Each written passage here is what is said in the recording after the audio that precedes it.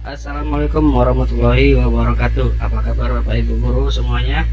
Apa kabar juga rekan-rekan operator? Jumpa lagi di channel OPS Palembang. Baiklah, kali ini saya akan membahas sesuatu yang masih baru ya. Kita lihat di website dapokemdikbud.go.id tanggal 25 Januari kemarin berarti. Ini ada berita dengan judul pemutakhiran data tugas tambahan kepala sekolah. Langsung saja saya bacakan. Dalam rangka peningkatan kualitas dan pemutakhiran data pokok pendidikan pada entitas pendidik dan tenaga kependidikan yang berkaitan dengan tugas tambahan kepala sekolah pada sekolah induk atau PLT. Artinya ini rekan operator dikhususkan untuk penugasan kepala sekolah. Di sini di surat ini terbagi menjadi dua. Satu, jika PTK berstatus sekolah induk, artinya kepala sekolahnya kepala sekolah tetap.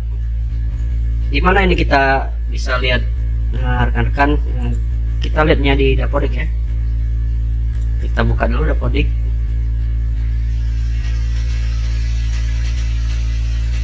Nah, kita lihatnya di sini di kepala sekolah saya Pak Untung ya. Klik namanya, klik ubah. Kita baca lagi. Jika PTK berstatus sekolah induk, pastikan jenis PTK kepala sekolah. Untuk perubahan jenis PTK ada di Dinas Pendidikan. Jadi kalau kepala sekolahnya belum berstatus kepala sekolah, jika jenis PTK-nya belum berstatus kepala sekolah, segera melapor ke Dinas Pendidikan untuk melakukan perubahan jenis PTK. Kedua, pilih nama PTK yang ditugaskan sebagai kepala sekolah, tekan tombol ubah, pilih submenu tugas tambahan yang terdapat pada data rinci PTK, lalu tugas tambahnya dipilih kepala sekolah. Ini untuk yang sekolah induk ya. Jadi di sini pilih namanya, lalu di tugas tambahan. Nah, di sini tugas tambahan ini pastikan dia kepala sekolah. Ini kalau sekolah induk. Nomor SK dan TMT-nya jangan lupa, karena ini penting ya. Bagaimana dengan sebelumnya jenis PTK-nya. Nah, jenis PTK-nya ini kepala sekolah di sini. Pastikan jenis PTK sudah kepala sekolah. Jangan sampai guru apalagi tendik.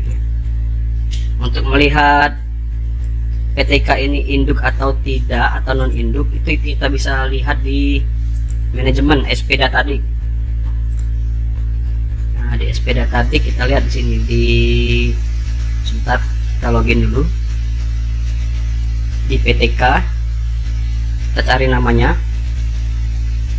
Nah, di sini teman-teman, di sini sekolah induk iya, jenis PTK kepala sekolah induk iya, artinya nama yang bersangkutan ini, nama kepala sekolah ini memang benar bertugas di sekolah induk.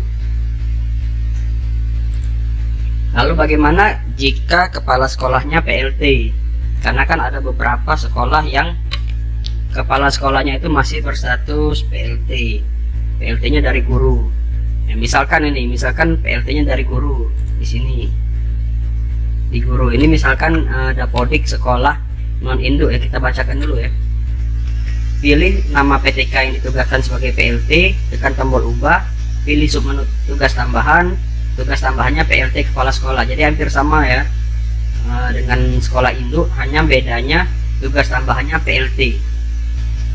Misalkan di sini nama Ibu, nah ini yang di atas saja, Ibu Catur misalkan ya.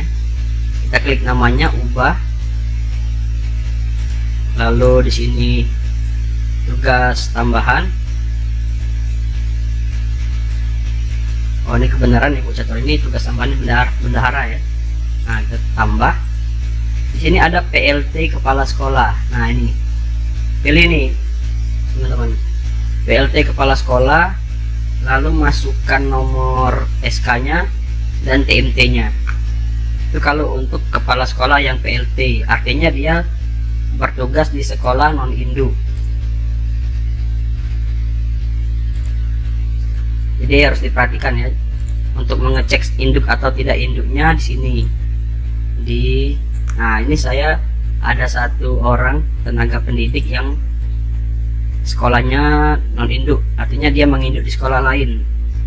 Dia terdaftar di sekolah ini sebagai non induk.